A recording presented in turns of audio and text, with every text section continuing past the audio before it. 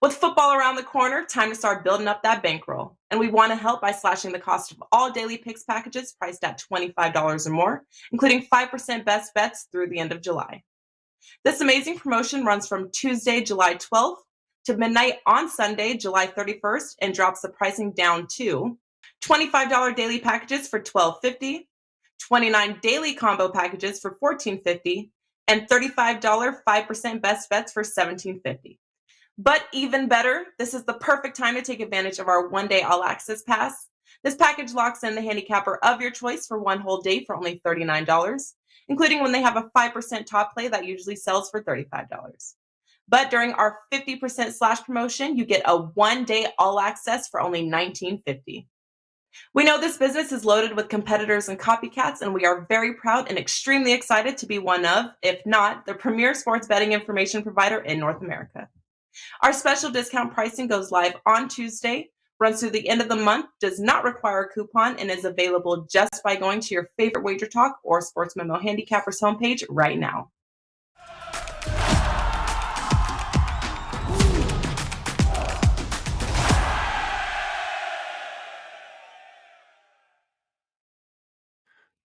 Welcome to MLB First Pitch Live, WagerTalk TV, Friday, July the 8th. We're going to look at three big matchups for Friday night baseball, also some free best bets at the end of the show. I am Steve Merrill, filling in for Drew Martin, who's on assignment on this lovely Friday, and I'm joined by two of the best baseball cappers at WagerTalk.com, Tony Finn and Dave Koken. And Dave, let's jump right in to one of the biggest games tonight, and that's in the American League East. The New York Yankees have been the best team in baseball all season long, and they're taking on the rival Red Sox for the second straight night.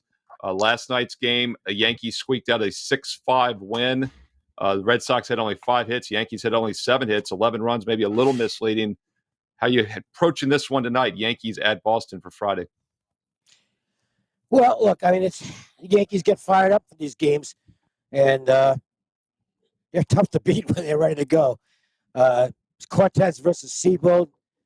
Got to give the edge to the Yankees, despite the fact the Red Sox have done some amazing things to lefties at home this season. I mean, their offensive numbers against left-handers at home. I'm looking. Where am I here? 141 WRC plus for the season at home against lefties. So Skubal, he's looked okay, but this is a really tough lineup.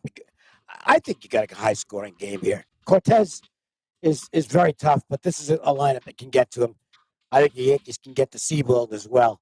I would expect lots of runs in this game, and seeing nothing on the weather radar to indicate that there's going to be anything that's conducive to a low-scoring game. So I'm only playing one game tonight, and this isn't it. So it falls into the opinion category. But like last night, you could see some power in this game, and that might get it over the total. Yeah, and Tony Finn, we talked about it yesterday when we analyzed this matchup that, the Yankees have been getting it done with power because they hadn't been hitting the ball much, but then all of a sudden they put up 32 hits in 2 straight games. Came back down to earth last night, as I mentioned, though. They got the 6 runs on just 7 hits. This Yankee team now 723 win percentage, 60-23. That means they're on a pace once again to win 117 games this season. Yeah. Red Sox are a half a game ahead of Toronto right now for the final wild card spot. So it's a pretty important matchup in Boston tonight. How are you approaching this one? Well, I would agree with Dave. I'm not, I'm not in this room, at least not yet. So I'm not officially taking a position in this matchup, although I'm always interested in Yankees and Red Sox, and I was last night too. So, people, it's funny, the Yankees' dominance really this season has not been restricted to their bats, to their offense.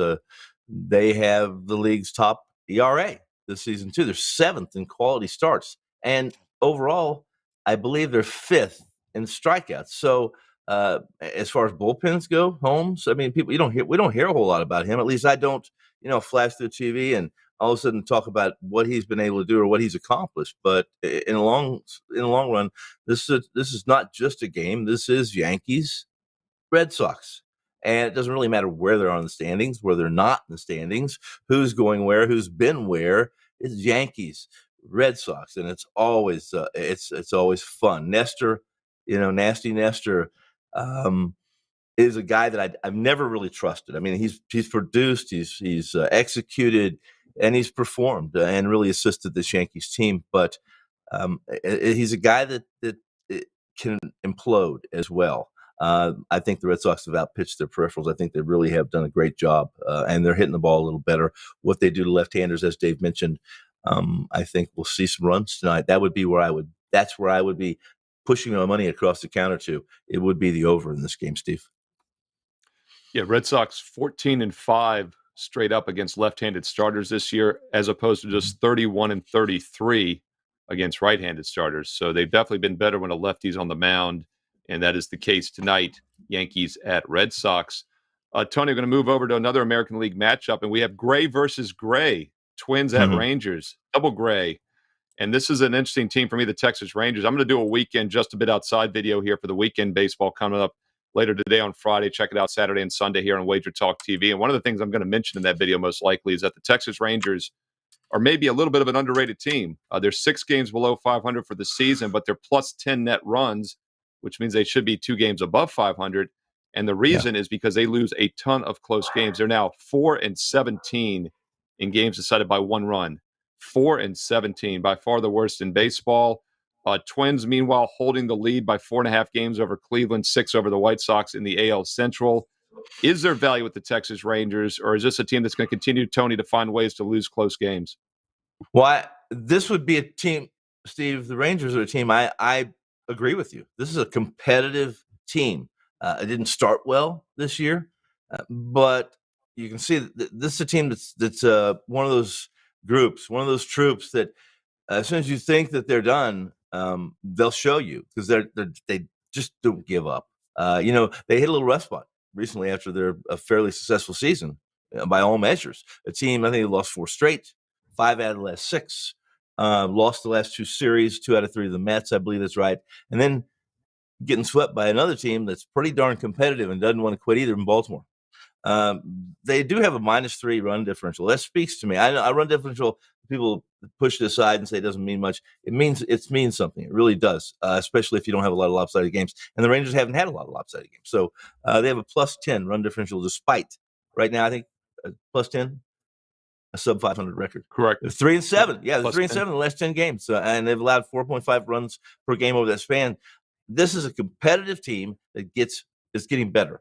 Texas used to be a team that right now would be the ones to see that I would be looking to fade as the weather got hotter and hotter and hotter and hotter, but that's just not the way things work now at Globe Life inside the dome. So I'm not in this room either, but I'm certainly going to tell you that I'm on the Rangers, especially when they're plus money against another team that doesn't stand head and shoulders above them, talent-wise. Yeah, they're plus 105 as a home dog, slight home dog tonight at plus 105. Of course, if you want that 1.5 protection, which has served you very well this year, they've lost 17 of the 21 run-1 games. You get plus 1.5 minus 165. And Dave, they've lost 4 straight, as Tony said. The last 3 have been all by exactly 1 run. In 5 of their last 6 losses, Dave, during this 1-6 slide by exactly 1 run. So is this a team that's just not good enough to win close games, or is a little bit of a randomness there? There's always 1 or 2 teams every year that if you look at the Pythagorean stuff, they should be better than they are. And I guess the Rangers are one of those teams this year. Seattle was the opposite last year. They were, they got outscored by a ton of runs and ended up with a winning record because they just wouldn't lose. If it was a close game, they win. The Rangers are the opposite this year.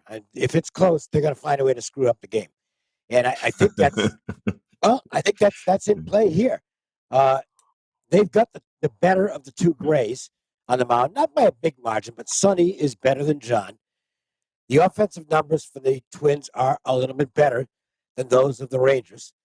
Baldelli seems to figure out a way to concoct things with his bullpen. It's not like there's a lot of great arms out there, but he's been pretty proactive in moving guys around. He got Pagan out of the high leverage situations and moved him into an earlier in the game situation. I like the job Baldelli's done. And by the way, the Twins have the most underrated guy in baseball, Arias. This guy is a hitting machine. I think Minnesota's just a little bit better than Texas. They know how to win games, whereas the Rangers don't. And that would put me on the Twins side tonight. Yeah, the Texas Rangers are a really interesting team. As you mentioned, the same team from that division last year, the Mariners were the extreme example. As you said, they were much better record-wise than what their negative run differential should have been. But it's not always a fluke that teams find a way to win close games. Normally it comes down to Right. the bullpen, and this is what's so remarkable about the Rangers. Top 7 ERA, top 8 WHIP this year overall in bullpen. In fact, they rank ahead of the Twins in both categories in bullpen overall ERA and WHIP this season. So the Rangers bullpen statistically has actually been in the upper half of the league, upper third of the league, actually. That's why it's even more surprising that they're so awful, 4-17 in one-run games. This should be another close game tonight. It's almost a pick-em price, and we'll see how it plays out. Twins at the Rangers, Dave. What do you think? Here's the thing, is that, yeah, the Rangers have good bullpen stats, but this is the problem with bullpens. The good bullpen stats have basically come in games where they've got a big lead. In close games, their bullpen hasn't been good. So the overall stats can be pretty misleading as far as that goes. That's why, to me, bullpens are so difficult to handicap, because you can look at all those numbers, and if you watch the team perform, it's like, well, wait a minute, why don't they perform to these numbers when I'm on them? That type of thing. Well, no question about it. I mean, fall in that category. Their bullpen has not been good in close games. Right, and with the starting pitchers, you know who you're getting for at least 5 or 6 innings, for at least half a game plus. The offensive numbers, for the most part, the core of an offensive lineup is there every day, 99%, 95% of the time. The bullpen numbers, like you said, you're talking about 10-plus pitchers there. You don't even know on a given night who's going to be in the game, what the situation is.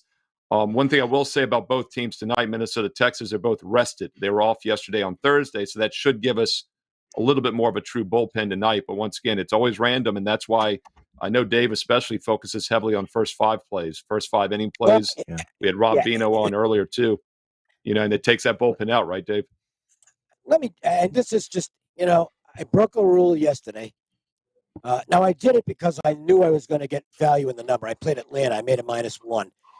Played the Braves full game, money line, and full game runs line, half each. Just 2%. They weren't gigantic plays, thank goodness. And, probably the most frustrating loss I've had all season, because the Braves went 1 for 15 with runners in scoring position, made a couple of base running mistakes. The Cardinals were great defensively. But the bottom line is, even in a game where I made the full game decision rather than going first 5, I ended up costing myself money despite the closing line value, because if I played first 5, I'd have gotten a push on the money line and a loss on the runs line, which would have been less than I lost overall. So I'm back to first 5 tonight on my best bet. It's my only baseball play today. I'll throw that in now. I've got one baseball selection tonight. It is a best bet. I think it's clearly the best play on the board. And if you want to get it right now, it's available, or it's available right now, to be grammatically correct, at WagerTalk.com, wt.buzz/DC.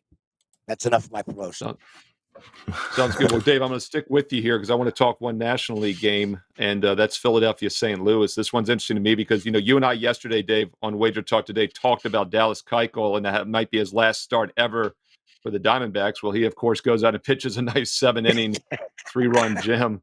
And I thought of you because he had no walks, and you'd mentioned how walks have been the real problem. So looks like Keuchel survived. And the reason I bring that up is because we have another wily veteran, Adam Wainwright, at home tonight for St. Louis. This is a guy that's been pitching into 3 decades now. He started in 05, first full season in the rotation was 06. He's been with the same team, and for a decade plus, he's always been better at home than on the road. He's been a little up and down this season. What are your thoughts on Wainwright at home tonight against Zach Wheeler and the Philadelphia Phillies? Well, I'm sure not surprised the line moved the way it did in this game. Phillies actually opened as a small dog, and that made some sense until you saw that Cardinals game last night. That was a grinder of a game. Obviously not the result I wanted, but I mean, this was just a great game, if you take the betting result out of it. And I don't know what the Cardinals are going to have left in the tank coming out of that game, which was a very lengthy one. Their bullpen got pretty well used up last night, and now they have to go home to face the Phillies and Zach Wheeler. And it's not like the Cardinals hit the baseball last night. They were overwhelmed by Strider in the first 6 innings and really didn't do a whole lot in the game overall. So I think the scheduling situation here is maybe the most viable factor.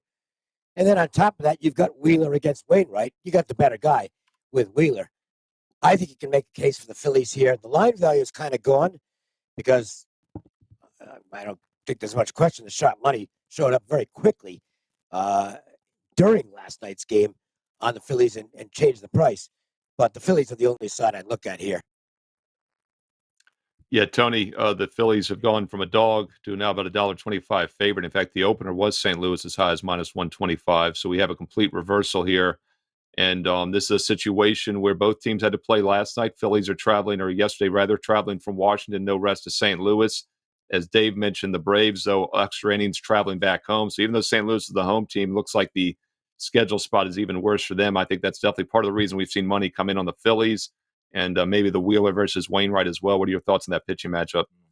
No, I think that's spot on. I mean, if you're going to make Wainwright, first off, Wainwright's his road home splits are significant, and they come into play. I mean, he's just been better at Busch for lots of reasons, but when his curveball's working, he can beat. He has the capability of shutting down any lineup, be it the Yankees, Red Sox, whoever it may be. But yeah, I mean, the Phillies have played pretty well over the last 10 games. They took 2 for the same Cardinals team recently, and they're looking to do the same in the series. That's really all they need to do right now. They need to grind away.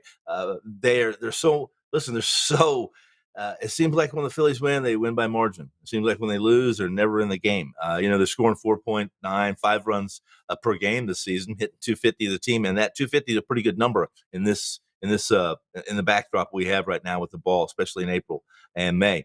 But this Cardinal team's grinding. They're a grinding team that, I don't have much faith in them, guys. I really don't. I don't think their pitching staff's that good. I think Wainwright, he can scratch and claw, but Dave couldn't be more correct. I mean, when you're going to put Wheeler and Wainwright side by side right now, I don't think anyone is going to choose Wainwright. Not too many.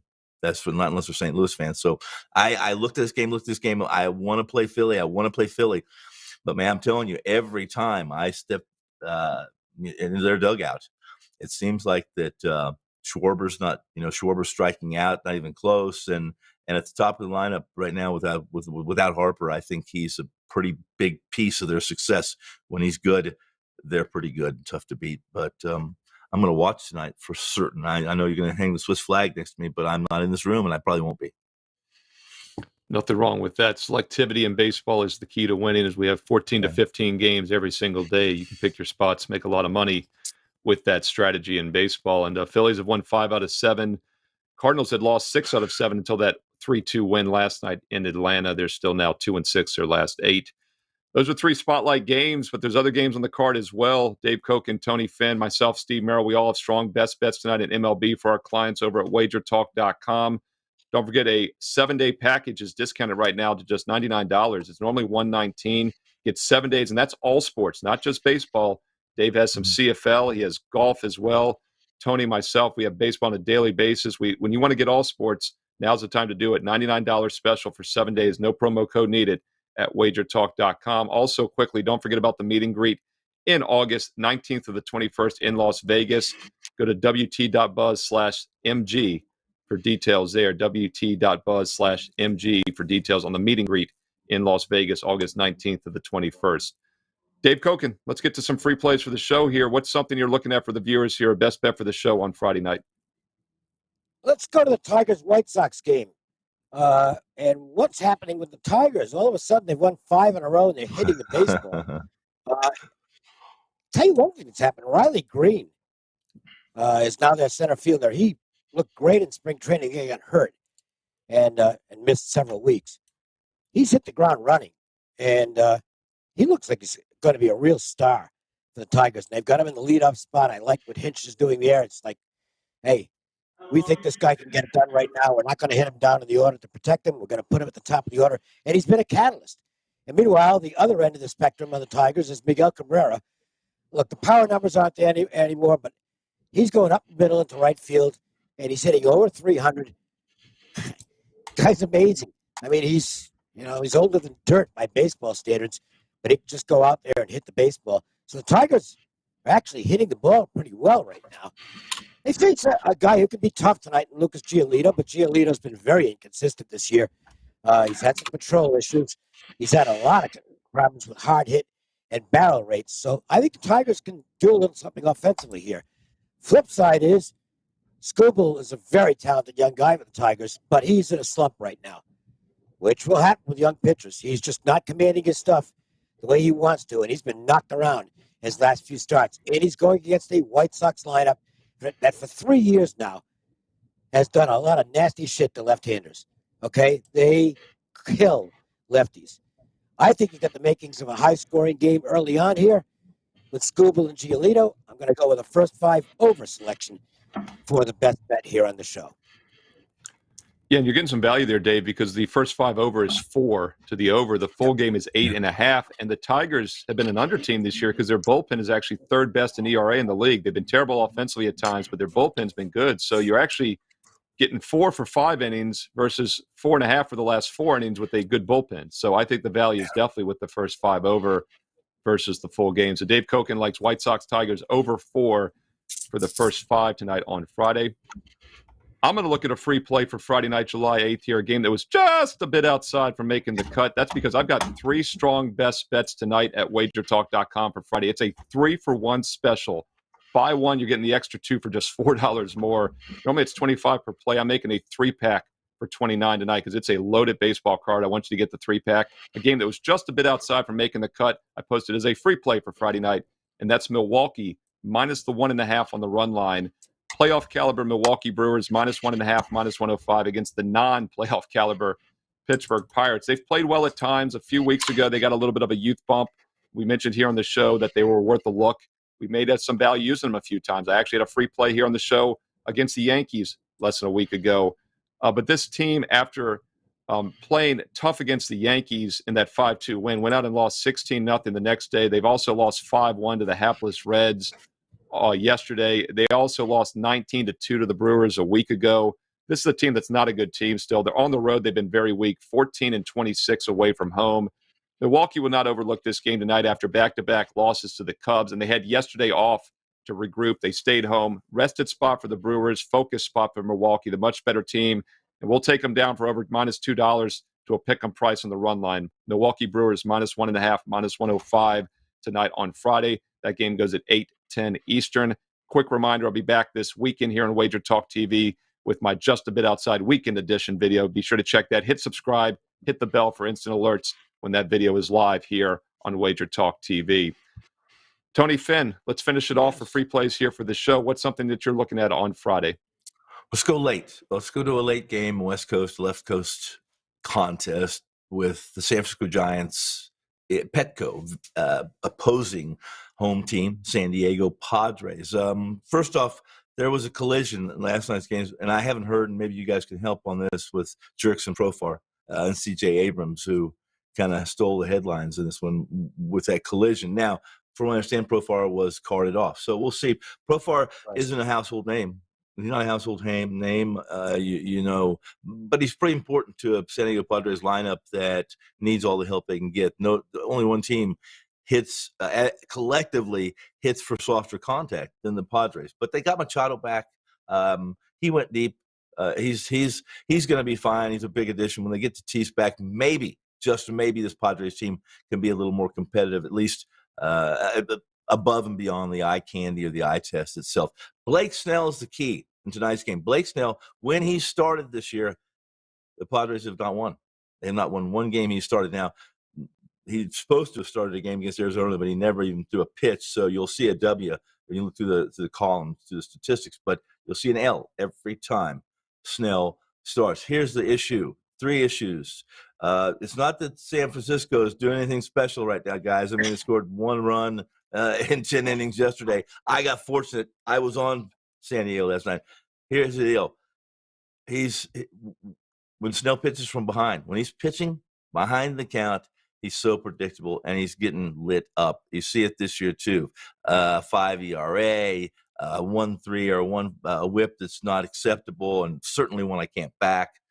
The Giants are going to be they're a $1.30 dog in the first 5 tonight, guys. They're plus 130, and they're essentially going with kind of a bullpen game. They'll start long, and if there's one thing this team can do, They can put a bullpen together that's capable of shutting down the San Diego Padres. So my play tonight is the red-hot Giants, 2-8 in their last 10, 182 batting average, 5.01 ERA in the first 5 over the San Diego Padres, plus 130.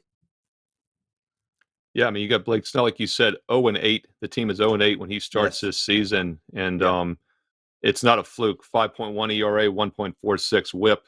Long, meanwhile, 0.9 ERA. So, I mean, the numbers are better there as well. So, even more of a reason to take the first 5. And that's what Tony Finn is doing for his free play in the show. And now, Steve, let me Giants. throw something in. I'm sorry. I'm going to throw this in. I didn't mention it. David Rackley is the umpire, the scheduled umpire tonight. David Rackley, over the last 5 years, no umpire in baseball has been more profitable playing the over 2. This guy has a small strike zone, which does not help Snell in any way, shape, or form of getting at least pitching it ahead. Thanks for letting me throw it in. Well, we talked about Dallas Keuchel and WagerTalk yesterday, Wainwright earlier today. Blake Snell also might be one of those veteran pitchers who's facing the end of his career unless he starts to turn things around. Not been good this year with 5.1 ERA. And there's a recap of the best bets for Friday night here on the show. Myself, Steve Burrell, I'm looking at Brewers, minus 1.5 run line, minus 105. Tony Finn, you just heard the Giants first 5 at plus 130. And Dave Koken also is looking at a first 5 play, and that's on the over 4. Tigers, White Sox, over 4, minus 125, first 5 from Dave Koken. Quick reminder to hit the subscribe button. Once again, the bell if you want instant alerts when all videos and shows go live here on WagerTalk TV. Let's get to 100,000 subscribers. Hit subscribe if you haven't done so already. Give it a thumbs up if you like Tony Finn or if you like the show, and leave us some comments below and let us know your thoughts on the weekend baseball. We're over halfway now, guys, over the halfway point for all these teams in the MLB season. Let me know your play-on, play-against, under-the-radar teams moving forward. Don't forget the meet and greet, August 19th to 21st. More information online at wt.buzz/MG. Thank you, Dave. Thank you, Tony. Thank you, producer Robert, back in the studio. And we'll be back on Monday through Friday, 1:45 Eastern, right here live on WagerTalk TV. Enjoy the games and have a great weekend. With football around the corner, time to start building up that bankroll. And we want to help by slashing the cost of all daily picks packages priced at $25 or more, including 5% best bets through the end of July. This amazing promotion runs from Tuesday, July 12th to midnight on Sunday, July 31st, and drops the pricing down to $25 daily packages for $12.50, $29 daily combo packages for $14.50, and $35 5% best bets for $17.50. But even better, this is the perfect time to take advantage of our one-day all-access pass. This package locks in the handicapper of your choice for one whole day for only $39, including when they have a 5% top play that usually sells for $35. But during our 50% slash promotion, you get a one-day all-access for only $19.50. We know this business is loaded with competitors and copycats, and we are very proud and extremely excited to be one of, if not, the premier sports betting information provider in North America. Our special discount pricing goes live on Tuesday, runs through the end of the month, does not require a coupon, and is available just by going to your favorite WagerTalk or Sports Memo Handicappers homepage right now.